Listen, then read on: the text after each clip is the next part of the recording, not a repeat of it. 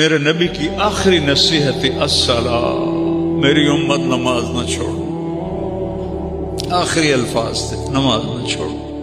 میرے نبی کے نواسے نے اگر 1400 سال میں کسی کو نماز معاف ہوتی، اللہ کی قسم حسین کو معاف ہوتی کربلا میں۔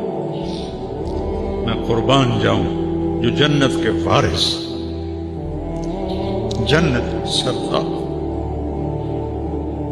اور جنگ سے پہلے اونگ آئی اور خواب دیکھا، اللہ کے نبی خواب میں ملے، بیٹا میں لینے آ چکا، گل مک گئی۔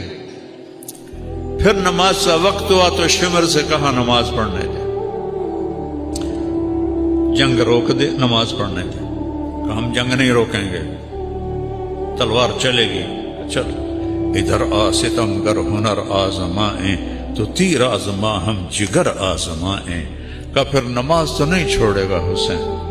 اب آدھوں سے کہا ایتھے کھلو جاؤ، لڑو ان کتیاں نال، اور آدھے نماز پڑھو۔ آدھوں نے نماز پڑھی، آدھے لڑتے رہے۔ پھر ان آدھوں کو آگے کھڑا کیا اور دوسرے کو کہا جاؤ نماز پڑھو۔ کوئی اگر معافی ہوتی تو یہاں ہوتی، جب جہاں نہیں ہوئی